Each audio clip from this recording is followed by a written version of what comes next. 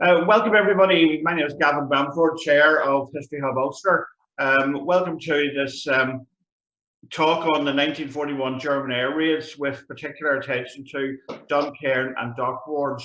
We're going to have Nigel speaking and then we're going to have Richard Graham speaking. Thanks very much. Nigel, over to you. Thanks, Gavin. Okay, North Belfast, too big an area really to cover in one session. So I've broken it down and I've just decided to focus on two wards, possibly two of the largest wards in Belfast, certainly in North Belfast, Duncairn and Dock Wards. This old map shows the outline for most of Duncairn Ward. It actually goes further north than that, right the way as far as Greencastle, White House.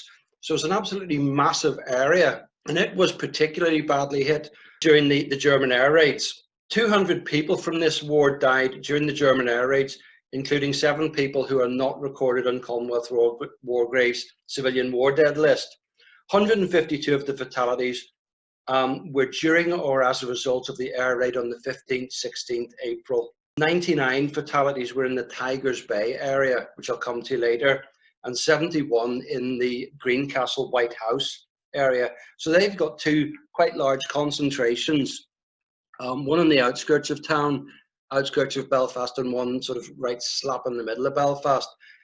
And whenever the guy from Queen's University brought out his map showing the locations of the bombs landing, it didn't actually go as far as White House and Greencastle, which I know annoyed a few people because it was almost like, well, they don't really matter.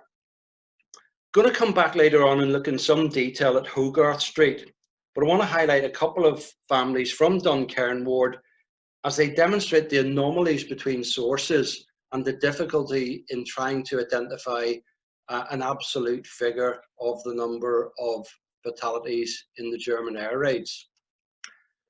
So I'm going to look at the MCGEE family who lived at 20 York Park. York Park is marked with the red bar. 4 members of the MCGEE family died during the air raid in May 1941, but none of them are recorded on Commonwealth War Graves civilian war dead list. Henry McGee had married Anne Jane Oliver on 6th May 1892 at Fort William Park Presbyterian Church. In 1911, the family was living in New North Queen Street, and Henry was a shipyard labourer. Doesn't specify which shipyard, so it could have been either Workman Clark or Harland and Wolff, or even possibly one of the smaller yards. 2 of their sons served in the Great War. James McGee was serving with 5th Battalion Royal Irish Rifles when he died of pneumonia at a military hospital in Belfast on 21st December 1916 at the age of 17. He hadn't been posted overseas at that stage due to his age, and he's buried in the Extension graveyard at Carnmoney Parish Church.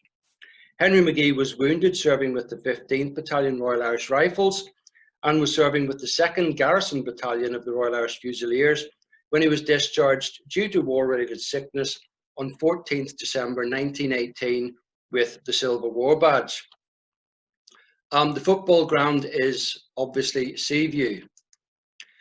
The red dot that I've just put up on the screen marks the location of a civil defence hall, which was between St Vincent Street and St AUBYN Street off the Shore Road, and that's not far from York Park.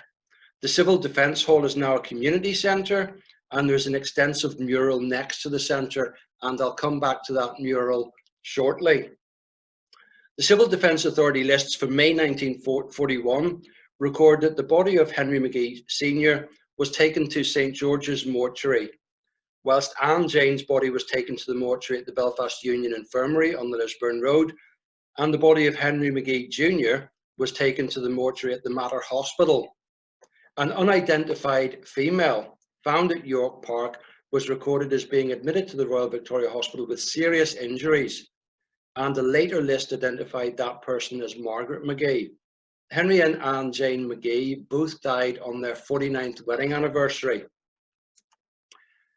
At the top of this screen is a couple of the extracts from the burial register for Carnmoney Parish Church.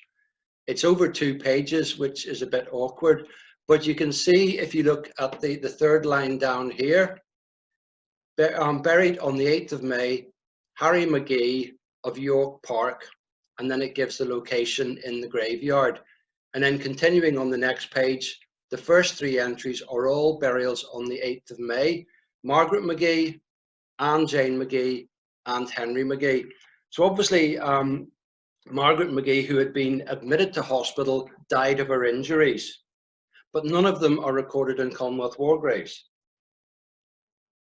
The death notices, which you can see at the bottom, which come from the local newspapers: Henry, his wife Anne J, Margaret, their daughter, also their grandson Harry, interred today in family burying ground, Carnmoney. And then below that, McGee Henry, Harry, dearly loved and only child of Robert and Mary McGee, interred today in Carnmoney burying ground. So there you've got 4 members of a family over 3 generations, all of whom it's patently obvious died in the German air raids, but none of them are recorded in Commonwealth war graves. This is the burial ground, the family burying ground of Henry McGee. And Henry McGee Sr. that I was talking about, his father was also called Henry McGee. So we don't know how far back the burying ground goes, but it's probably back to at least the early 1900s. In the plot is the Commonwealth War Graves headstone for James McGee, who died, as I said, on 21st December 1916, aged 17. There's several sections to a mural at the bottom of St. AUBYN Street, and as far as I know, it's still there, unless somebody has decided to paint over it. So I'm just going to show these. I'm not going to say much about them. Apart from this one, you can see HMS Caroline down at the docks. You can even see the drill hole that was erected on the rear deck.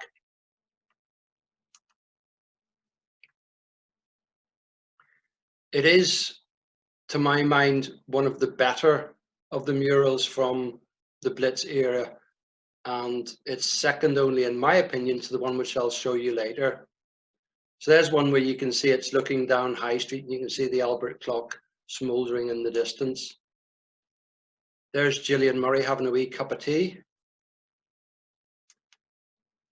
And that's one I particularly like because it has the York Road Civil Defence Hall. Whether it was York Road Civil Defence Hall, I'm not sure, because it was on the Shore Road. Moving further in towards the city, this is on York Road, and it's the BARR family of 74 York Road. To give you your bearings, this is Alexandra Presbyterian Church. This is the Methodist Church, Jenny Mount Methodist Church. This would be the RUC station, now the PSNI station.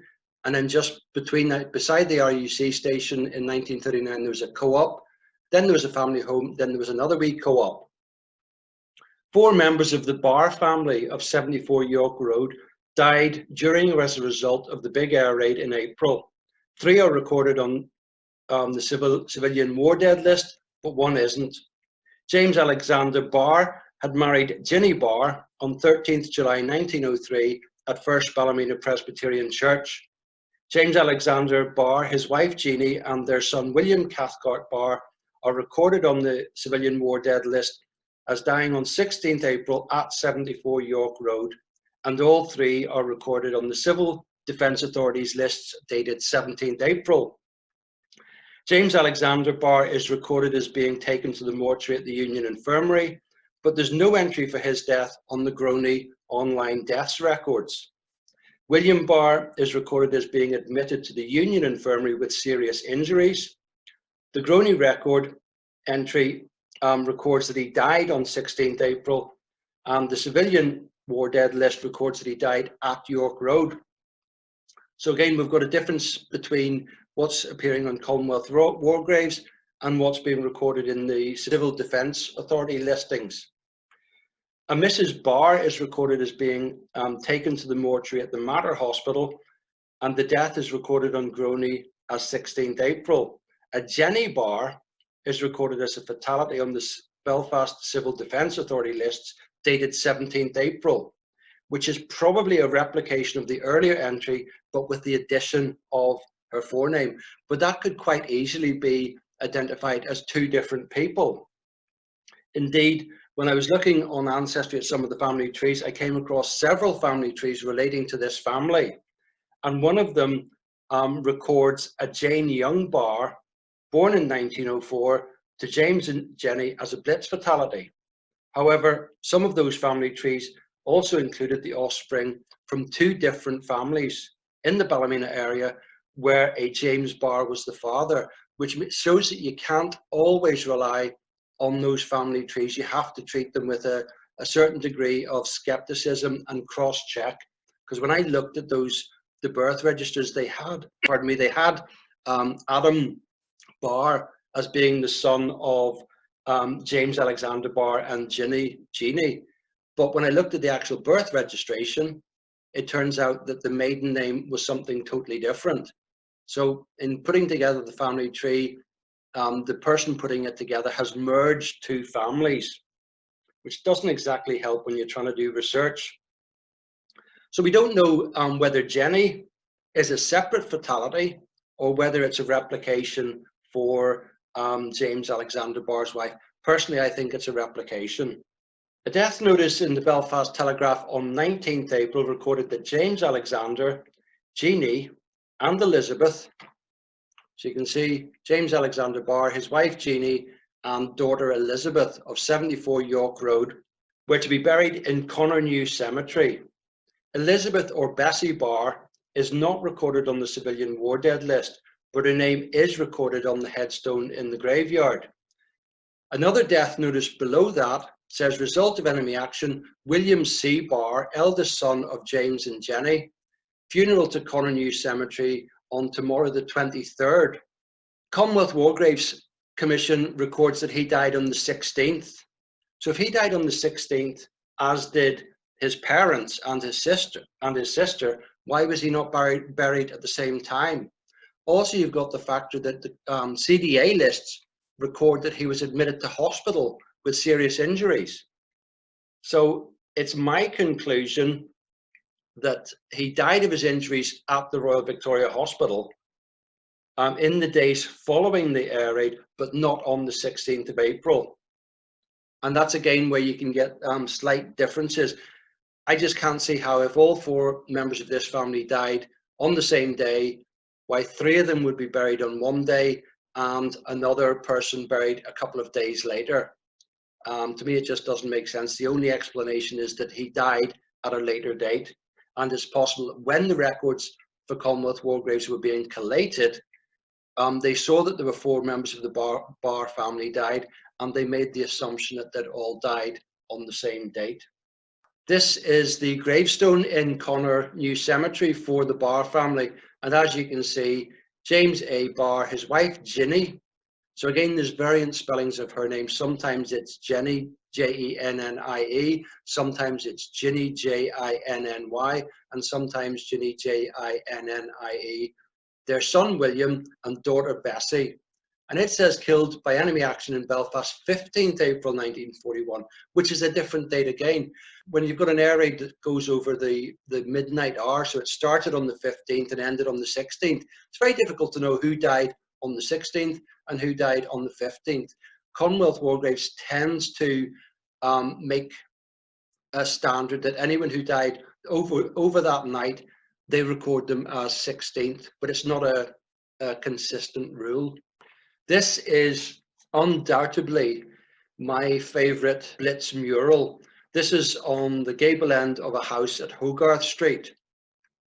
And since I took the photograph, one of the Belfast City Council plaques has been added to that mural. But the detail in this mural is fantastic. It probably doesn't come across very well here, but if you visit the mural, you can see that under the German aircraft, you can actually see two bombs that have just left the bomb bay. Another detail, on the end of the house, there is a meter box of some description, whether it's gas, electricity, or telephone, I don't know. But the artist has made it appear as if it's a chest of drawers. It's made it appear as if this guy has retrieved a chest of drawers from a house.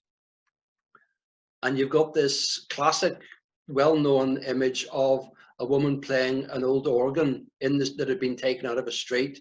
A lot of these images are in the Bombs Over Belfast booklet that the Belfast Telegraph brought out. You've got this one of a milkman crossing the rubble to deliver the milk bottles. And you've got several churches showing them after the damage. This one is particularly striking because you can see the church is still on fire. So to me, that's a fantastic mural. Photographs don't really do it justice. You need to go out. So if you get a chance sometime, once this lockdown's over, take a wee trip up to Hogarth Street and have a look at that mural. The Belfast City Council plaque records that, quote, up to 80 lives were lost here, which is a bit of a vague term. All the fatalities from Hogarth Street occurred on the night of the 15th, 16th April 1941. The civilian war dead list records that 69 people died at Hogarth Street, and that one child who was injured at Hogarth Street died at the Belfast Union Infirmary. 5 of these fatalities lived in the nearby Glenrossa and Greenman Streets, so they weren't residents of the street. Commonwealth War Graves also records that 65 residents of Hogarth Street died. So I'm not quite sure how the figure has been uplifted to up to 80. I'm not sure the exact process of how the figures that are on the plaques were constructed, how they were determined. But to my mind, they should have just stuck with what's in Commonwealth War Graves, because that's something which is identifiable and it's verifiable, as opposed to working from potentially oral records or oral histories. Next to the mural at Hogarth Street is a memorial, and I'm not sure if you can read it, but it says, "This mural is dedicated to the people who lost their lives in Tigers Bay on 16th April 1941 during the Belfast Blitz." It lists the names of 115 people from the Tigers Bay area who died on one single night. Still, 115 is a phenomenal number from a relatively small part of Belfast. This shows Hogarth Street more or less as it was, with Ruth Street and Merview Street, Glenrossa Street and Greenman Street that I mentioned are just down here. 4 members of the AUBYN and LILLEY families residing at 72 Hogarth Street died on the night of 15th, 16th April. Albert James Irwin was born on 23rd December 1870 at Articlave in County Londonderry to James Irwin and Margaret Crawford. He married Elizabeth Donachie on the 9th of November 1903 at Great Victoria Street Presbyterian Church. He was 70 years old and his burial location has not been identified. If his body was recovered and taken to the mortuary at St. George's Market, it was not listed as having been identified. His son James was born on 21st April 1906 at Hogarth Street, and he was a member of ARP Post 419. But his name is not recorded on the Belfast Civil Defence Services Memorial Tablet, which is in Belfast City Hall. He was 34 years old and he's buried in the reserved ground at Belfast City Cemetery on the 21st of April 1941. So although his body was identified at St. George's Market, it wasn't claimed for burial, presumably because the remaining members of the family could not afford a private burial. And so he was buried in the common ground, the reserved ground at Belfast City Cemetery, where there is a memorial. His daughter, Edith Frances Ferguson, was born on 26th April 1907 at Hogarth Street and married William Kane Lilly in 1936 in Renfrew in Scotland. They had a son, Albert William. The Lilly family lived at Tennant Street in Renfrew before the war, and it's probable that when the German air raids on Great Britain started, William Lilly sent his wife and children back to Belfast in the belief that they would be safe there. As it turns out, Belfast was subsequently hit and they died. Edith was 33 and Albert William was 3 years old when they died. The remains of Edith and Albert were buried in the reserved ground at Belfast City Cemetery on 21st April 1941. But they were exhumed on 30th of April 1941 and reinterred in Glenalina Section T1 on the same date. there is no memorial at the grave. And that is their grave and the extract from the Belfast City Council's online burial records. So we know from looking at the adjacent graves that this is the grave where the Lilleys were buried. In 1939, there were 78 houses on Hogarth Street. But when you look at the 1943 Belfast Street Directory, there are only 5 inhabited houses left out of 78. The blocks marked as vacant indicates that there was still a building there, but that it was uninhabitable. Blocks marked as vacant ground refers to houses that were either destroyed in the air raids or so badly damaged that they had to be demolished in the following weeks and months.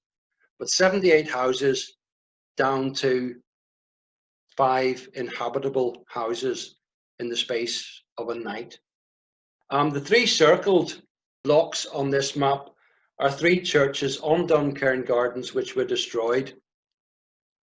St. Barnabas Church of Ireland, Duncairn Gardens Methodist, and McCrory Memorial Presbyterian Church. Only the latter was rebuilt, and 3 Great War memorials were lost in the bombings. Moving on from Duncairn Ward into Dock Ward, which is the adjacent ward towards city centre. Dock Ward at that stage extended from the Antrim Road up here, right the way down to Belfast Lock or River Lagan. It was bounded on one side by Clifton Street and Great George Street, and it was bounded on the other side by Duncairn Gardens, then Brotham or Broome Street, and then Ship Street and so forth. So again, a very large area. 141 fatalities have been identified for Dock Ward, including 2 people not recorded on the civil defense or civilian war dead list.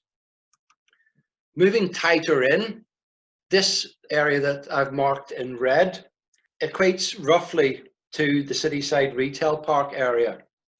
And there is a Belfast City Council plaque on the side of the replacement building here. It records that 40 people died at York Street Mill, Sussex Street and Vere Street. Commonwealth Wargrave Civilian War Dead List does not record any fatalities at York Street Mill, although there are references in other sources to deaths when an external wall of the factory collapsed into the street. Personally, I think the plaque should have been specified the number of deaths for the general area rather than being specific to saying York Street Factory or York Street Mill. Just to give you an idea of the fatalities in this area, 20 people died at Sussex Street. 14 people died at Vere Street. 22 people died in this block on York Street, and there was 1 fatality at Henry Street on the other side of York Street Factory. So when it refers to the fatalities for York Street Mill, it's probable that those fatalities were actually people who were in Sussex Street when they died, whether that was when they died as a result of a wall collapsing on them or during the actual air raids. Also in this area is York Street Presbyterian Church, which was destroyed along with 2 war memorials from the Great War. On the 25th of April 1920, the moderator of the General Assembly of the Presbyterian Church in Ireland, Major General John Sims, unveiled and decorated 2 memorial tablets. A memorial tablet inside the church recorded the names of 14 fatalities from that congregation. The memorial tablet on the external wall facing Earl Street was erected by the Earl Street residents of Earl Street and District, and contains the name of 132 people who served in the Great War, 36 of whom died. Although the memorial was destroyed, the names of the fatalities were recorded in newspaper articles reporting the dedication. This headstone in Milltown records that 4 members of James McVeigh's family died in the air raids. However, when I was looking at it in greater detail, it's not exactly what it seems. Charles McVeigh, Elizabeth McVeigh, and Dennis McVeigh are not recorded on the civilian war dead list, nor are any of them recorded on the Civil Defence Authority lists. And that's because Charles's surname was not McVeigh. Charles Daniel Fullerton was a son of William Fullerton and Susan Rosewarne, and the family was living at 55 Sussex Street in 1911. And they were also living there in 1913 when William Fullerton died of tuberculosis on the 19th of August 1913. James McVeigh subsequently married Susan Fullerton on 2nd August 1914 at St. Patrick's Church on Donegal Street, and one of their sons was Francis, the man named here. So the Charles referred to on the headstone was actually a stepson of James. And again, if you'd just been looking on that on the basis of what's on the headstone, you could have maybe included Charles, Elizabeth, and Dennis on a listing of fatalities, not realizing that they're already listed but under a different surname. Charles Daniel Fullerton married Elizabeth Toner in January 1937. Elizabeth Toner was born on 2nd January 1910 at MacDonald Street to James Toner and Bridget Lyons. Charles Fullerton was an ARP warden at Post 637 on Great George's Street and was 32 when he died. Elizabeth was 31 and their son Dennis was 3 years old. Francis McVeigh was an ARP warden at the same post as his stepbrother, and he was 20 years old when he died. Another air raid warden from the same post, James Thomas Miley of 59 Vere Street, also died during the air raids. He was 43 years old, but his burial location has not been identified. Moving across the road from Sussex Street, 7 members of the Hutchinson family of York Street died on 16th April 1941 at 161 York Street. William Hutchinson was born on 17th July 1901 at Bell House Lane in Coleraine to John Hutchinson and Sarah O'Neill. He married Sarah Kennedy on 25th December 1922 at Sinclair Seamen's Presbyterian Church. Sarah Kennedy was born on 30th August 1894 at Ballycarry, out near Whitehead, to William Henry Kennedy and Sarah Hawkins. 5 of their children died with them on the 16th April. Lily, aged 17, Sadie, aged 13, Rita, aged 11, Martin, aged 6, and Mary, aged 2. The family was buried at Temple Corran Graveyard in Ballycarry, and that's where this headstone is. I'm not sure whether you can read it, but the inscription says, "In life united, united in death." This is a rough approximation of what I have defined as New Lodge area, bounded by Duncairn Gardens on one side, Clifton Street on the other, North Queen Street and the Antrim Road. In this area bounded by those red lines, there were 51 civilian fatalities during the Blitz. There are 3 Belfast City Council plaques in the area, at Annandale Street, Victoria Barracks, where there were 3 military fatalities, and Burke Street. Compare that with 1 plaque in Tigers Bay, which is just the other side of Duncairn Gardens, where there were double the number of fatalities. I'm going to pick up on one area within New Lodge, and that's GLENRAVEL Street RUC Barracks. On 5th May 1941, a bomb struck the RUC barracks, resulting in 5 fatalities. Martin Robert Armstrong was born on 13th October at Virginia in County Cavan to John Armstrong and Anna Maria Faulkner.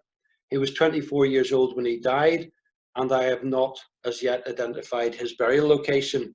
Quite possibly his body was taken back down to Cavan. Hugh Campbell was born on the 28th of August 1918 at Mullertown in Kilkeel to James Campbell and Annie Cromwell. He was 22 years old when he died, and again, I've not identified his burial location. James McKenna was born on 22nd December 1918 at Altnavay near Ochre in County Tyrone, to James McKenna and Annie McElroy.